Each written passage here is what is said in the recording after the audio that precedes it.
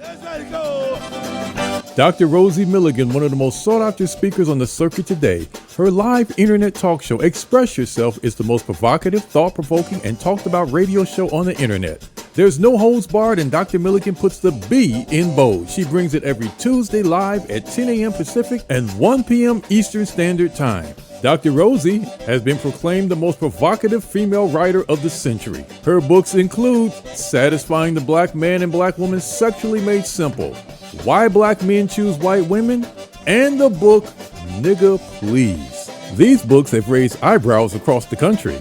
She has authored 21 books and published 350 titles for authors nationwide.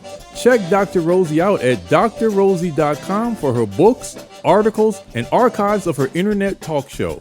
Sit at the feet of wisdom. Dr. Milligan is indeed a timekeeper and scorekeeper. She is the clock, calendar, and almanac for Black America. You need to hear her.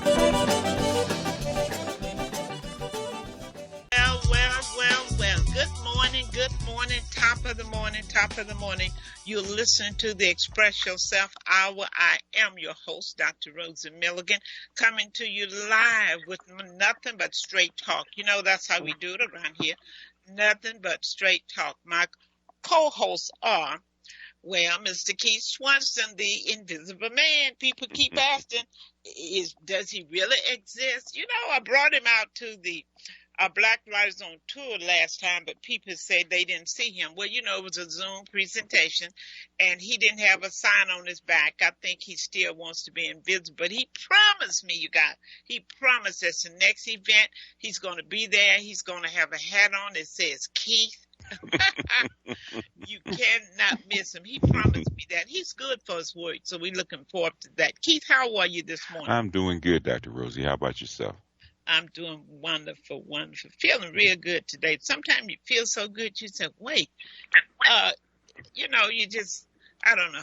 All I can say is when you have a good day, when you wake up feeling good, just appreciate it. People used to, when they had a good day, well, it's so good, something bad must gonna happen. I don't see it like that. I feel like, wow, I'm on the road. Tomorrow gonna be good too, and the day after. So I take it in a whole different direction. My other co-host is wonderful, the fabulous Shawana Bordenay. We call her our Valley girl. She's from the Valley, okay? She does things the way that Valley folks do, but she does come down. She come down to once every night. She knows how to act when she get down here. She's a real estate guru. If you want to buy a house, rent a house, lease a house, sell a house, whatever, have it fixed up, whatever you want to do to a house, she can do that. She's an author. She's just an entrepreneur at heart. She's what we need in this day and hour. Good morning, Shawana. Great morning, Dr. Rosie and Keith. How you doing? Yes, I'm doing fantastic. How are you doing? We are doing just wonderful, just wonderful. Well, you guys, you know, we have a great show for you today, and I think it's going to be a little bit different. You know, last time I did something, I talked about 5 things that your church should be doing. If not, you need to walk. I got a lot of little calls after that, a lot of emails, and you know, you shouldn't say that. All churches are different. They gave me all kind of stuff. I just shut up. Just shut up. You need to just learn. All I'm trying to do is tell you what the church needs to be about. When people complain about the church, I say, they usually tie it in with the pastor, you know. Pastor has something to do with it, but the members, there's one pastor and 1,000 members sitting up in the church. And you don't know which way it's going. You're not concerned about some of the things. Maybe the pastor would do better if he had some of your intellect, some of your suggestions that to make things better. It's not all on him. I think it has to do with all of us. So today we have a minister, a reverend, a pastor, a visionary, one who's very compassionate. He's a visionary, really, and a servant leadership as a community leader. Did you hear what I said? A community leader with a special emphasis on community and social and economic justice. And that's very important. He has a wide range of experience responsibility includes being a pastor, serving as a spiritual leader and chief administrator of the congregation, providing leadership to the congregation to fulfill its mission. 28 years of valuable experience in carrying out ministry responsibility, both as a licensed and ordained minister of the gospel. He's an organization, leadership. He's absolutely awesome. You guys, I met this minister, Reverend, I guess, well, he been knowing of me a long time because I've been on the radio and doing different stuff, but I really got to know him. And he just touched my heart because he knows, he has his finger on the pulse of what the church needs to do. So, ladies and gentlemen, introduce to you my guest today is none other than Reverend Oliver E. Buie. Good morning, Pastor Oliver. Good morning, Dr. Rosie. Thank you so much for that great introduction. And I just thank God for you. You're right. I've been following you. It's getting close to 40 years, believe it or not, Dr. Rosie. And you have been one of our shining lights in our community. You love our community. You serve our community. You live in our community. That's very important. And you support our community. And I'm just thankful and grateful to be a part of this show today. Wow, I thank you so much. And I think what we're going to do, Keith, you guys, once a month, we're going to look at the church and the family. Why am I doing that? I think this is the critical issue in our community. When we can get the family together and we can get the church going in the right direction, we will become unstoppable because the church used to be the pillar of the community. The bell would tone for everything that needed to take place. If somebody died, the bell would tone. If there was going to be a funeral, the bell would tone. If community was in jeopardy in any kind of way, they toned the bell, you know, and everybody came to the rescue. People, we can go back before they opened up schools for black folks. Black people went to school and church. Talk to your grandmother, your grandfather. They was at that little wooden church on the hill. Okay, you had 3 or 4 classes all in one room. Folks, the church has always been a very important part of making things work for Black America. But now we've gotten away from that because when the community need help, the church stepped up. So the government made sure that they started giving you money, doing things for you, taking the power away from the church. You can go to Red Cross, you can go here and there. So now we have to say, is the church, is it relevant right now? Other than just for your spiritual being, and do you have to be in church to get to know God or to serve Him?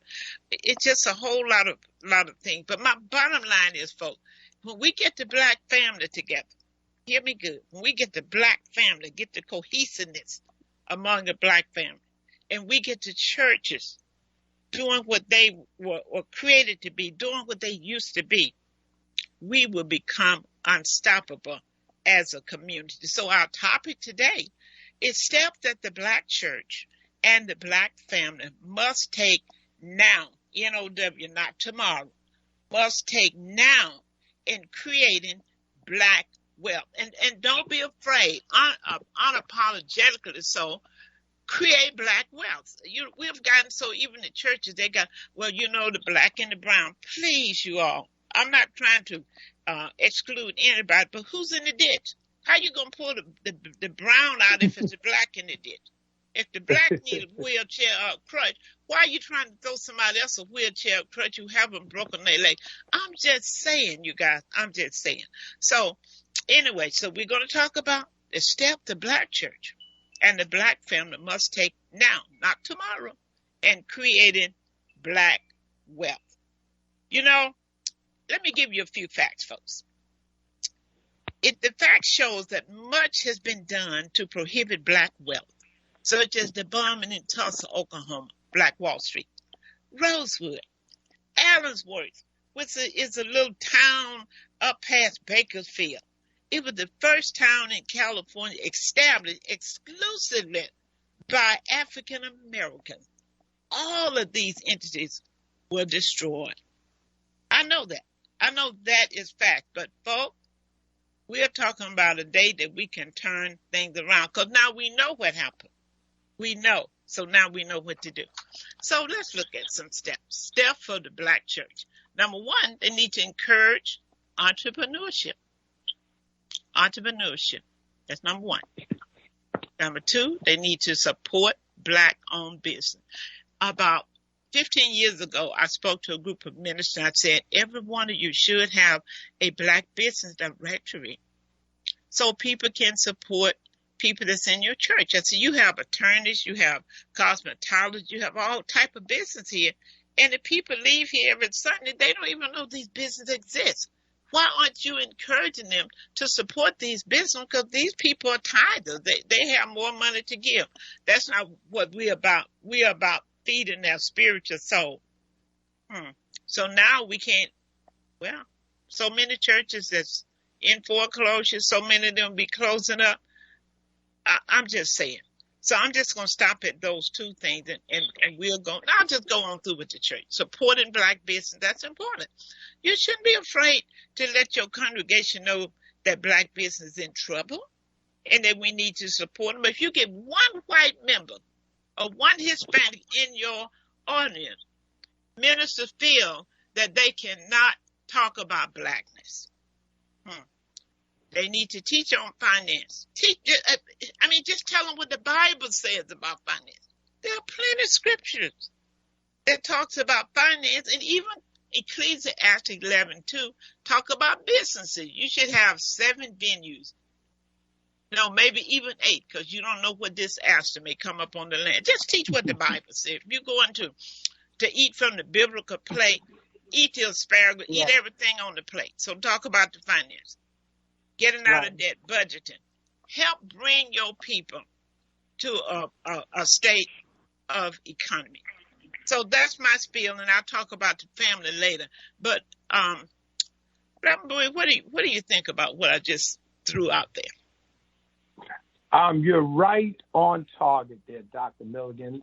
Let me first say, as we begin to move forward, for those who may not know me, let me say to you that I totally am 100% in support of the Black church. Now, what I will do is I will speak the truth, although sometimes the truth may hurt. And whether you like it, whether I like it or not, if we would be honest with ourselves, we are not pleased or happy with the results we're getting and what we're receiving in our Black places of worship. Now, let me say, I have been a great benefactor from the church. Matter of fact, that is where my greatest benefits have come. But I dare to say my parishioners, my congregants, do not enjoy the same privileges as I. So when I sit here and stand and talk with you, I am the number one benefactor, because basically much of the resources that are spent in the church are usually spent or invested in me, which, let me say, we're going to have to change that model. Number one, let me say there's nowhere in the Bible that says that the man or woman of God is supposed to live better than their congregant, although that is what's lived out in many churches. And many people say that's because God has blessed the man of God. No, let me just kind of share with you. If I have 100 members and they're following me and they're investing in me, it's very easy for me to move forward. But with most of my congregants and those who are parishioners, I've discovered that many of them have no support outside of themselves. So I stand here to say that we've got to have a paradigm shift, and we've got to change the model. And let me say this also. I have the right to live wherever I choose to live. But if I'm a Black leader, I should live in the Black community. And let me say, Many of you may be upset, and I know many of our leaders will be upset because they, in my opinion, have led our black community astray. And that is one of the challenges that we have, because when I move out, what I just said is that that's not good enough, and people follow. So let me just say, number one, the black church should do as the Bible says, and it has a holistic approach of a person, not just a spiritual approach. Every aspect of your life is addressed, should be addressed by the church, should be informed by the church, and should be supported by the church, because it's all there in the book. If you look at Abraham in the Bible, he was an economic genius. He was a businessman as well as a spiritual man. He was a family man. Another thing, let me say this. If the family and the church is going to move forward, we've got to follow God's plan and not man's plan. And so you have to have ministers who are willing to stand for God, whether it's popular or not. And when we come to family, according to the Bible already has a model what family should look like. Family begins with a husband and a wife, holy matrimony. Okay? That's a plan that God put in place. You can get mad at me if you want to, and many of you may, but the Bible has a plan. And the Bible was not written for the Bible to conform to me, or for the Bible to obey me, but the Bible was put in place that God gave me a plan that works. And so I want to say, number one, the church has to get back to God's plan and not man's plan. The church is never meant to be an entertainment center, and that's what many of them have become. Preachers were never designed or created to be entertainers, and that's exactly what many of us have become. And I'm speaking where we say basically, come see the Buie show. The 30 minutes or an hour that I give you, we've made that the most important part of the worship service, and it is not.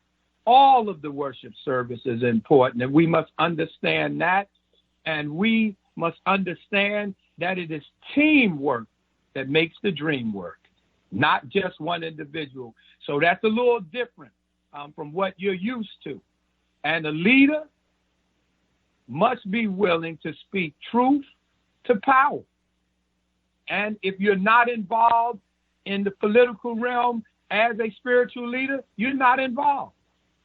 No, I may not tell you who to vote for, but I should be able to give you some facts and some information that will help you make a better decision on who and why you're voting for someone.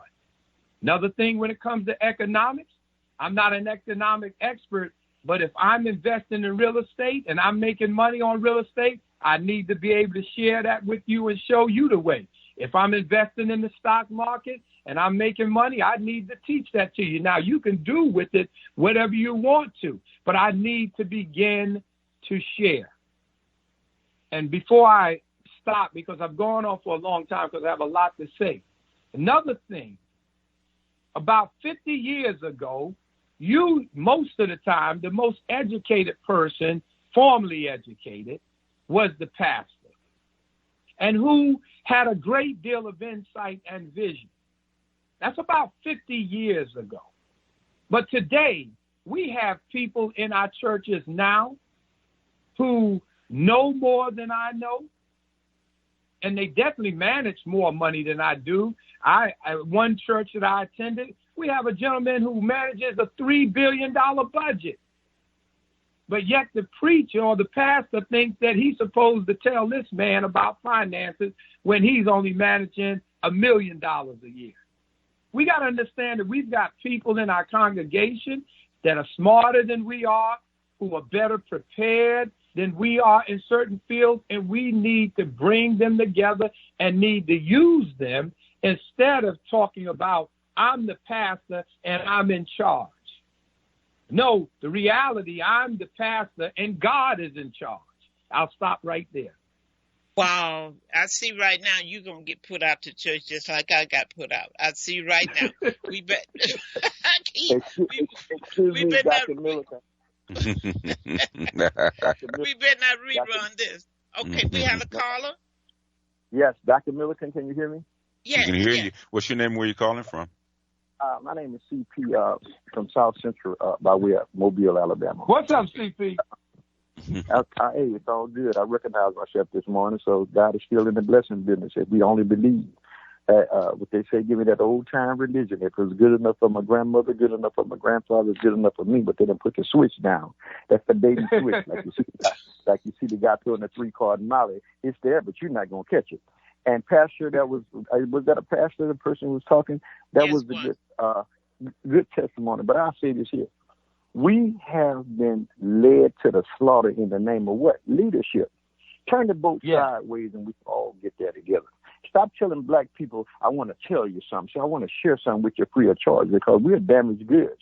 And we have taken, the church used to be the place, like you said, doctor. There used to be the preschool. There used to be a whole lot of different things. That was our underground railroad. But now, I don't know how many of you people, the people that can get a hold of it, get that book. It's called the Faith-Based Initiative. Basically, when you read in between the lines, Bush, I think, the one created that book, and it's basically saying, here's your marching orders, and this is what you got to do in order to X, Y, Z. So therefore, that helped destroy and break up the black family too. When people say the neighborhood or the community, and you have to ask yourself, if I'm knocking on doors that Dr. Milliken grandmother used to stay in and somebody opening the doors that don't even speak English, don't look like me or whatever, whose neighborhood is it? So we need to throw this cup down our hands, stop begging, and just get busy because it's been done before. Dr. Milliken, you're a Southern, they used to have prayer meetings. Women used to have prayer meetings, basically females, and when you went to church on Sunday and the pastor was talking, you said, God, dog, sound like he's talking about me. He was. So we need to get back where we belong. Once you put the person together, everything else will fall in place. And stop letting people intimidate your vibration. Oh, I know how you feel. Your emotion. No. You don't know how I feel. You don't know how I feel. CP, what you said is really interesting. One thing about, I can't remember the name of the pastor. I think he was Pasadena. They brought up some issues about suspending his nonprofit. And he told them, do what you got to do. When you become beholden, when the church become beholden to a wicked, a low-down, a stinky government, you really in trouble. And that's what they have done now. Afraid. They don't care what you say as a pastor, as a preacher, as long as it's safe as a birth control pill. But the minute you step outside of that, that's when you're in trouble. So we really have to rethink everything. We haven't always had nonprofit. We had churches. People supported the churches way before there was such a thing as nonprofit. We got to be able to stand up and say, if you take this nonprofit, I'm still going to give my money to this church. Why? Because they're feeding the hungry. They're providing shelter for those who are outdoors. They're teaching computer classes. They're teaching young mothers how to be a mother. They're teaching how to be parenting. They're helping the elderly. They're setting up homes for the people who worked hard in this church. Now that they're old, they're not thrown away into a stinky convalescent home because we have our own facility where we place our elderly, and they're taken care of by the saints. Then who wouldn't continue to give money whether it was a tax write-off or not? See, we got caught up with. Go ahead. I want to say this, because I got another program I got to go. I want to say this. And these people on here know that lived long enough and heard the story. We didn't only have a mother of the church, Dr. Wilson. I'm going to say Dr. Milliken down south. Like they say, this is the mother of the church. When she said something, it stood. We had a mother of the community, and it might have been that same person or whatever.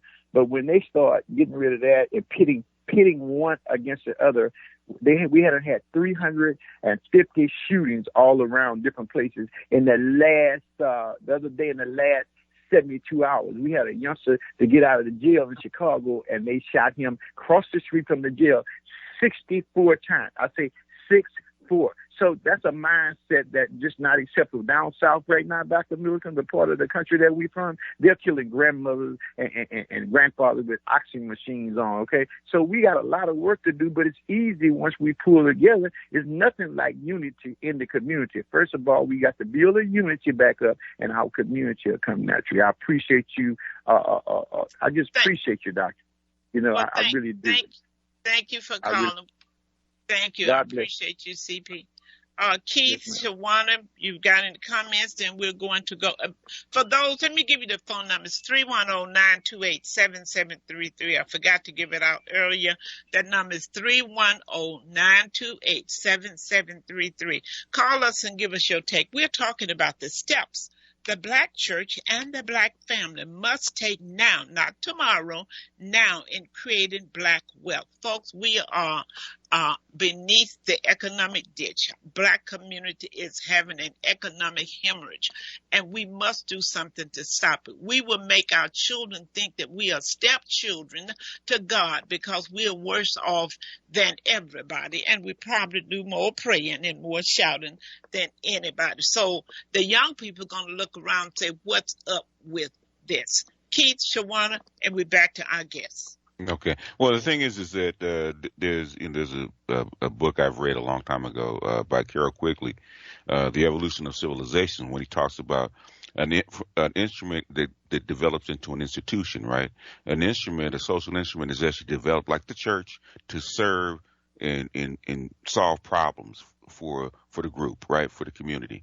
And then over time, it becomes an institution which lives for itself, right? And the church is going to have to go back to serving the community instead of being served by the community. And I think Amen. the church has become way too corporate. It's no longer a church. It's a corporation that lives for profits.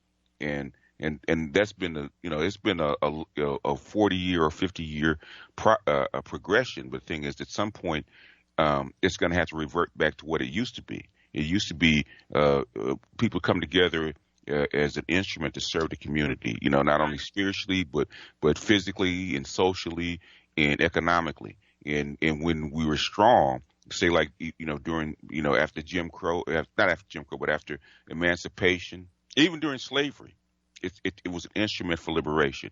And after slavery, Reconstruction, it built schools, it educated the kids, it built hospitals, it helped colleges, bring people together to start their farms and build up farms, help the poor, all the kinds of. It was an instrument for good. It was an instrument to serve the people. Even in the civil rights, right? The civil rights could not have happened without the church. Okay, it was an instrument for change. Okay, and after that, after the civil rights, it just became, I don't know if it was how can I say, basically swooned to the dark side and said, okay, if you do these things, you can make money.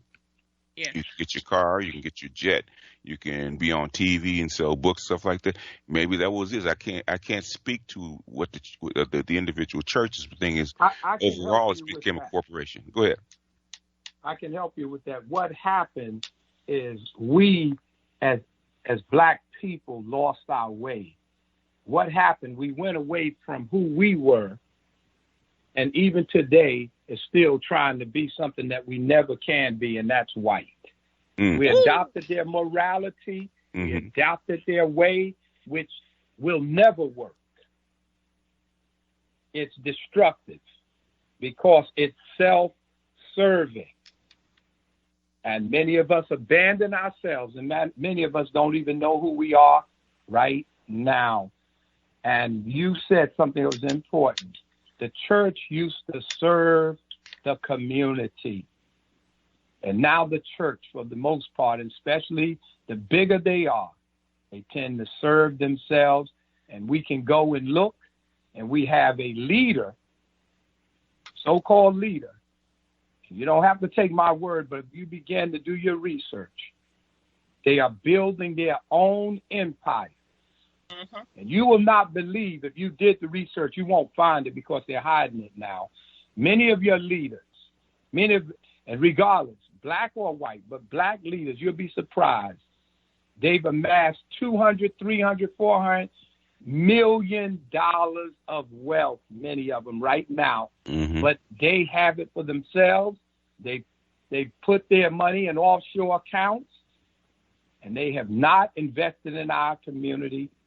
And when what we would have killed the Korean for, and I remember we were talking about the Koreans coming to our community, taking our money, and then investing it back in their community. Well, that's what many of our black leaders have done.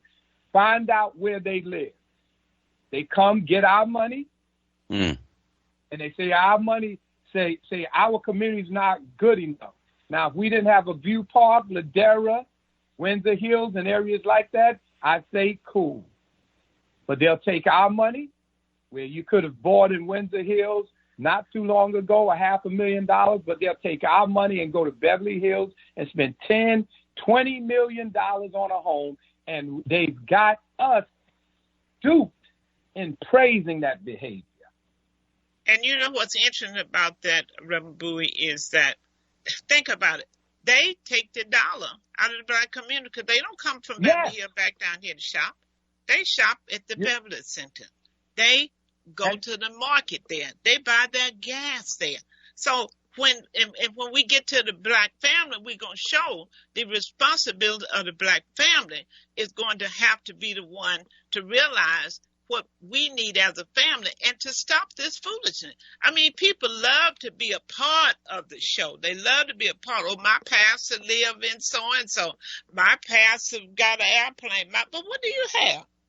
I mean, I don't get it. I don't get it. But I want you all to know, we're not on here to bash the church. I'm a minister, okay? I believe I've been in church all my life, but I don't put up with foolish and false. When things are not right, I speak out. Now, I'm not the most liked person in many congregations that I have been in because they know this. If she's so unorthodox, that means I tell the truth. Okay? And that's what we need. If we got to call out everybody who's damaging our family, I don't care if it's a politician, that's the problem. Because you know what people used to say to me when I wrote the book, Nigga Please? People said to me when I talked about who is the one who really damaged us? Who did this to us? Then somebody said to me, well, see, the only thing I don't like about you, Dr. Mills, you air dirty linen. That's what you mean, air dirty linen. The other folks already know more about you and your behavior than you know. That's why they come in your community and set up shop, because they know you well. You're the one who don't know about your people. So we're afraid, well, I don't want to, God gonna get them. I'm like Tyler Perry, I'm gonna help him get them when they start messing up with me and my kids. So anyway, Shawana, I know you got something to say because I'm on the roll. Because I want to see us do better. We got to change this thing, and the church can help us do it. Because they can help the family get straight. They can help the family. Yeah, you know what? I agree with that, Dr. Rosie. Yes. Go ahead, Shawana. I agree with everything that you're saying, Dr. Rosie. I do believe that to get in with the community. I'm not so. I don't. Just go on and say it. You ain't churchy. I'm just gonna say it. No. I feel like that a person moving out, if they just choose to move to a different neighborhood, I don't think that's the problem. The problem is when you betray your neighborhood. You're not supposed to betray your neighborhood. It's okay to move. I talked about leaders. I didn't talk about the individuals. Reason why we no. Yeah. This is the point I'm trying to make. Shawana, we have to invest in our community. We can't keep abandoning it. You can live wherever you want to, but see, as a leader, I have a responsibility and duty to be there to lead the people. I can't lead you and I'm living in Beverly Hills. I can't lead you. Right. You know why? Because I don't know what's going on in the community. I don't feel what's going on. That's what I'm talking about. I do agree with we have to stay within our community and also taking care of the community when they need it, because there's so many people right now that really need the church. The reason why the church gets to just grow the church, but also to help the community. And it is our church's thing to help the homeless. It is our problem to do that. Yeah, you're breaking up a little bit, Shawana. And it's no reason, Shawana, that the church should not have a skilled nurse facility. Did you hear me? These people give their whole life, their working check and half of their Social Security check to the church because they love the church. And when they get older, they should not be thrown away into a facility that's not suitable for them to even be in as someone who have served God all their life. There's a lot of things we could do.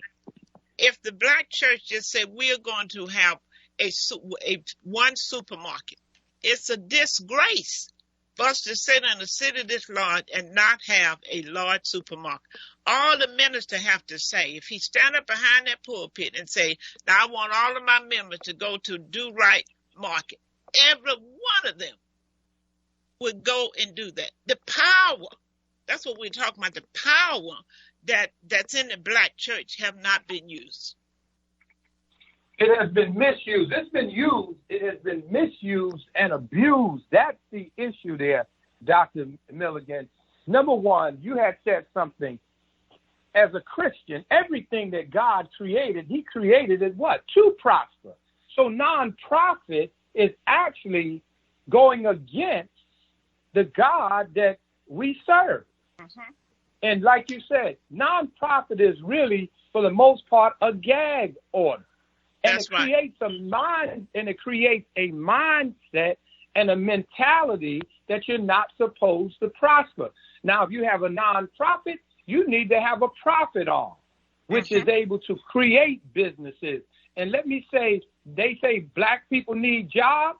Let me tell you, we need to be job creators, not just only looking for a job, where we're able to, if our children go to college, and they need a job, we can provide it for them. You know, so we've got to rethink this. And let me say, plenty of money comes into the church. Matter of fact, every Sunday, billions of dollars come to the black church.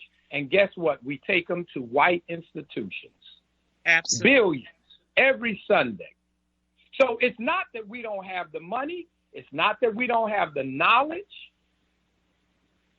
It's that we have chosen to use methods that have failed us and are failing us every day. And it's time to take control. And that's why our black boys, instead of going to college, end up going to jail, because we have not taught them anything and we're not there for them. And when they return, we don't have anything for them.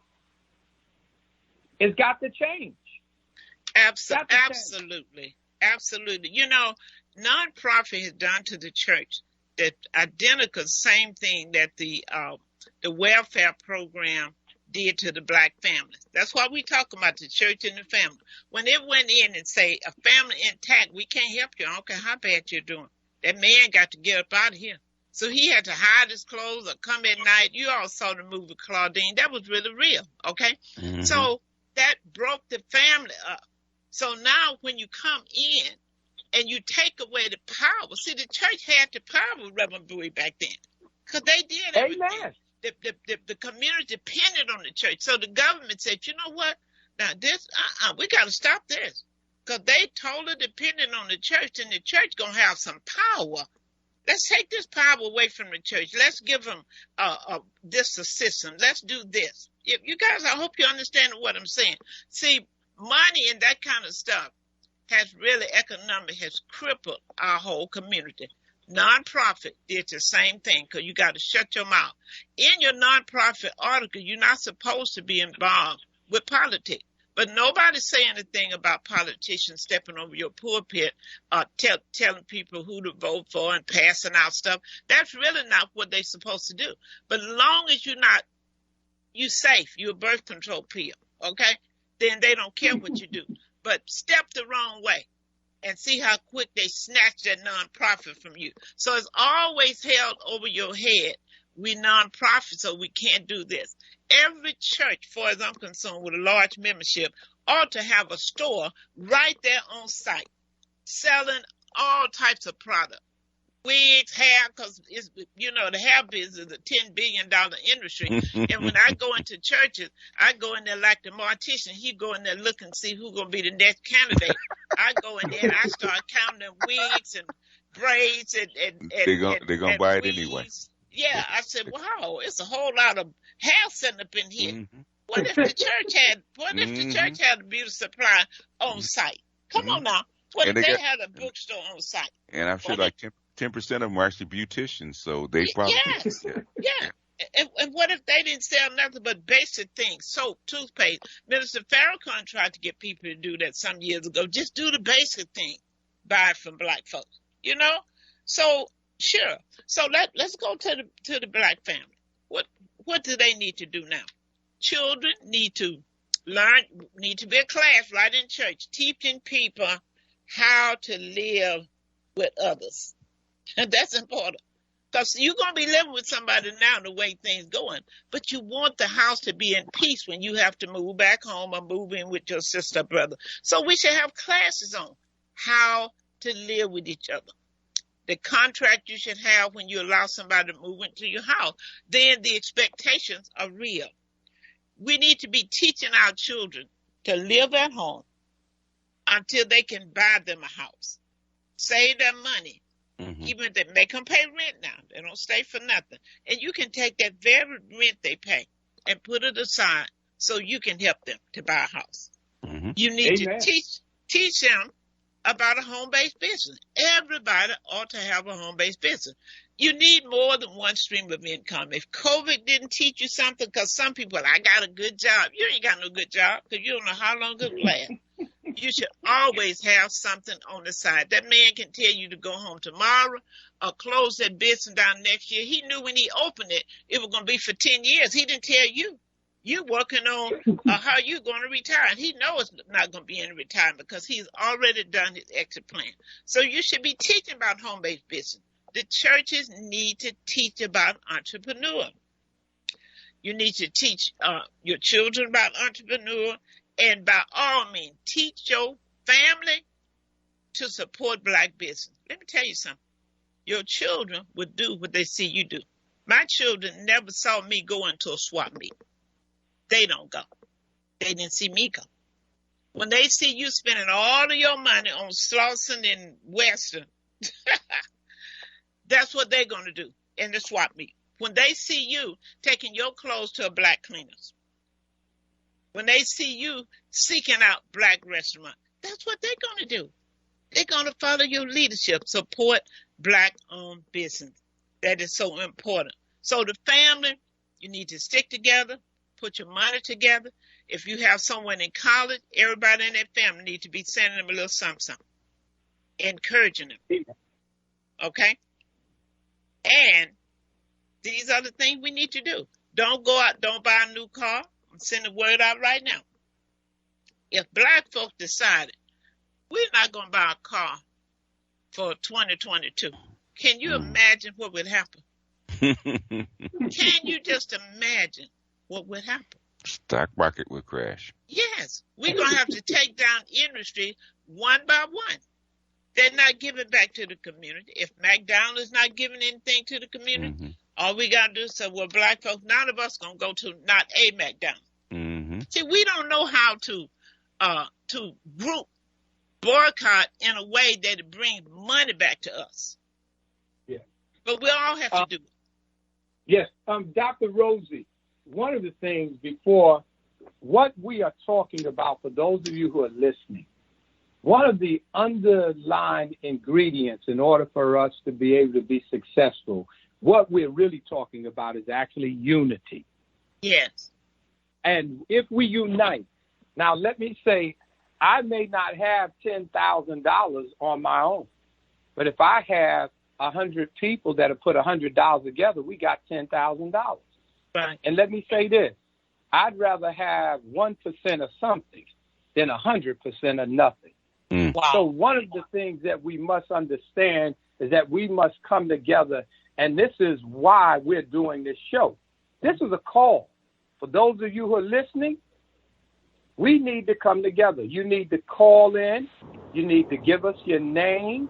And we need to get together and begin to collectively purchase and rebuy our community, reestablish businesses in our community that will invest in our community, will support our community.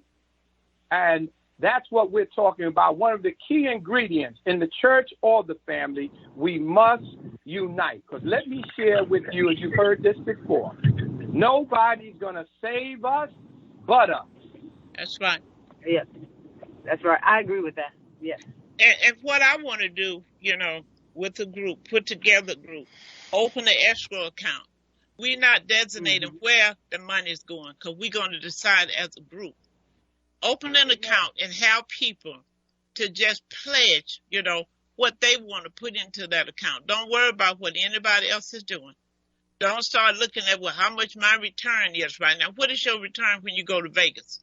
What is your return when you put $15,000 and $20,000 in the church? What is your return? Some people think, I get all that back on my tax. You don't get all that back. It's just one of the deductions, okay?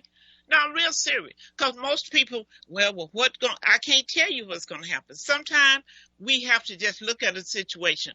We will decide when we get enough money, when something comes along that can benefit the community, that's where the money will go. I'm not looking for anybody who all skeptical. Who going to get the most? It's not about who. We don't even know what we're going to do with it. That's going to be the call. But it's going to be something that's going to advance our people. Does that make sense, Keith? Yeah, the thing is that what I'm laughing is because you go to a church and you deal with a church because you have faith. And I'm not hearing any faith. You can actually start a business and be successful. It's just strange to me. And this is coming from people that are in a church asking questions by not believing. I said it just doesn't compute. Okay. No. I think some people think they can buy their way to heaven. Some of these Negroes. Oh, no. I pay my tithe. I said, yeah, you pay your tithe, but when you going to pay me my money that you owe me? Well, I want to know. Yeah, you paying tithe. You pay me first. The Bible said, oh, no, man. You want to quote scripture, I can quote something to my benefit, too. So it's important. It's shameful. It really is. There's so many scriptures in the Bible that support you.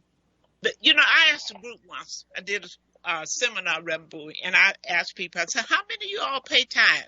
Keith, I know someone was lying, but most of the hands went up, okay? I said, okay, you pay tithe. I said, now, how many of you want to be wealthy? The hands went up. I said, okay, that's good. I said, now, if you want to be wealthy, and God wants you to be wealthy, then what's the problem? And you guys hear what I'm saying? And the church should want you to be wealthy. And the church should want you to be wealthy. Yeah. And God wants you to be wealthy. Then what's the problem? Then I asked another question. That's when they were ready to put me out the church. I said, how many? They're always ready to put you out the church. I know. I said, how many of you pay tithe? The hand went up. I said, how many of you pay tithe and offering? The hand went up. I said, how many of you have, that is running overflow? You got more than you can use. Oh, they got so mad with me because none of them raised their hand. Yeah. Did you hear me, Reverend? I heard you. Where's that overflow running over? You won't have room for it. They all raised their hand. Something is missing. That's all I'm saying. It's something is missing. We better find out that missing link so we can create some wealth. It's not we just need to because join you pay together. tithe. Dr. Rosie, Yes. we're calling out right now. We better come together and you'll find out what's missing. Right. What's missing is the that missing we link are divided. Come together and we'll begin to see the reality of what we're talking about. And we're not looking for the good of one or two or three, but we're looking for the good of the whole, for all of us. Right. And like you said, Pastor, you said that we also need to share what we know, share what we learn. And I think that's what we need to start doing, too, with our communities. If you know how to invest in the stock market, you got to share that. If you know how to invest in real estate, You have to share that. It's important for us to share so that we can invest in our own community. Yeah, if you bought 5 homes, but you're not telling anybody in your church, they're renting, they're getting evicted. I mean, listen, let me tell you guys something. Here you sit as a parent. Your child go to prison for a felony. Get out of prison and can't come to my house if I'm on Section 8. Come on, y'all. And the church stand by allowing the world to incriminate the Christian people, not saying anything. You guys know this is not right. Where are you supposed to go, Shawan, if you can't come to Mama's house? Or you can't live with me if I'm on Section 8. You can't live with me if your child been in trouble. Where is the church, Reverend Buie? Where is the church? It's MIA. It's missing in action. But guess what? We've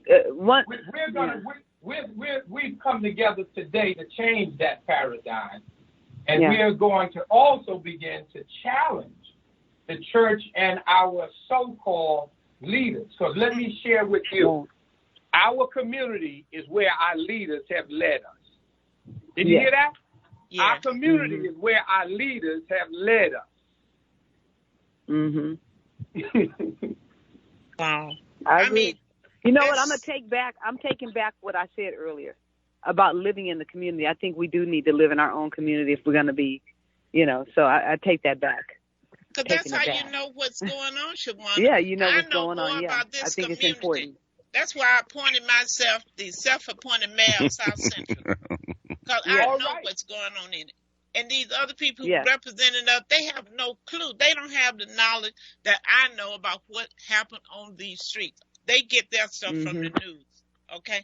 So it's important. Right. So hopefully that Keith and Shawana will become a part of what we're getting ready to do. I mean, we I'm need a part to of it open up an escrow, some type of account. And we want people to just pour into that account. I can't tell you what we're going to do right now. But whatever we do is not going to be me and mine. It's going to be a group decision. Right. Amen. But Dr. Rosie, we will have to, I think each, if you do something like that, each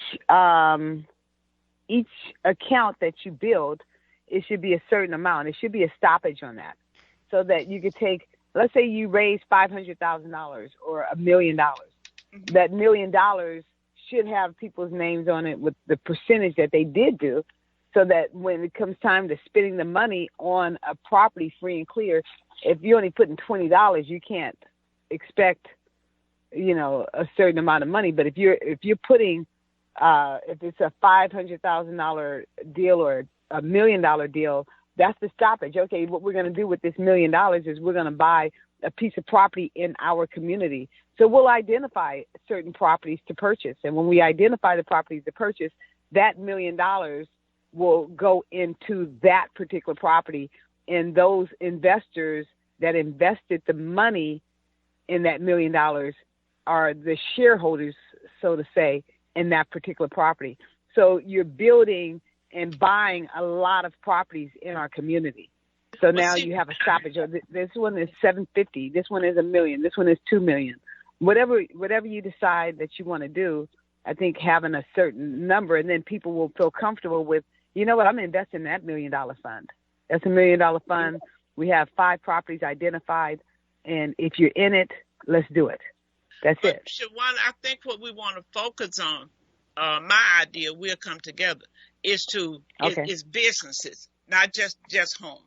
It's business where we can provide jobs. It could be a business that's already going, but was going under because they don't have capital, that we can go in and partnership with them. So there'll be a lot of different things we'll do. We'll define as we go along, but we need people who say, I want to see things better, and go ahead and put money in the pot. Mm-hmm. Well, Dr. Rosie, you already have my money already. So, I mean, you don't have to worry. You have me too, Dr. Rosie. I want to do it. Yeah, we And have to do it. Somebody gotta start it off. We can't just be talking about all these conferences they have. Every time I pick up a paper, Shawana, I hear somebody talking about the state of Black Pasadena, the state of Los Angeles. Yeah, everybody know the state. You in the ditch, okay? Yeah. You beneath the economic rubbish. We know where you are. But Yes, how are you yes. going to get out? We don't need all these conversations. We know how bad things are. Yeah. What are we going to do about it? That needs to be the conversation. Exactly. So I tell you, Reverend Buie, I'm so pleased to find a soldier who's willing to stand for God and the truth. Because we have to challenge these politicians. We have to challenge, and maybe some of the ministers may not be aware.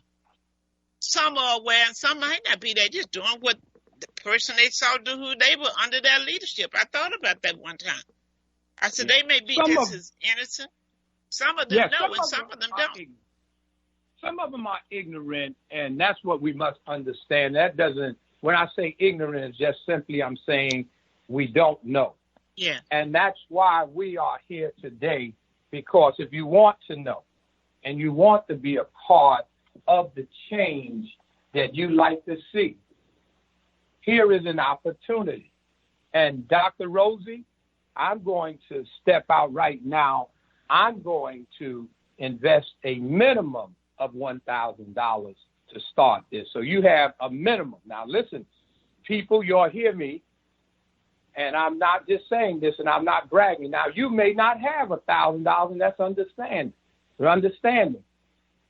But we want to invest where we can, get in where we fit in, because this is not just talk. And I believe it's in the Bible somewhere. Correct me if I'm wrong, Dr. Rosie. Faith without works is dead. I think that's there somewhere. Let me just rephrase it. Faith without works have died, and you did.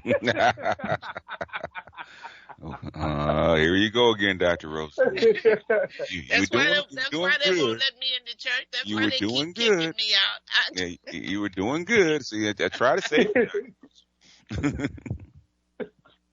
You guys, this is the beginning of what needs to happen. You got to get sick and tired of being sick and tired. And I really am. I can't stand it anymore to see what's happening in this community, and we are satisfied. When we have soldiers who have fought in the war for us, who's sleeping under tents. I mean, I can't be at rest with that. I don't know who can. It's no way I can have millions in the bank and walk past soldiers who fought for this country sleeping in a tent. And I feel, well, if the government don't do it, the government didn't do it. When we were in Mississippi, the government didn't do nothing. The only thing I knew that the government did at one time was pass out some cheese, okay?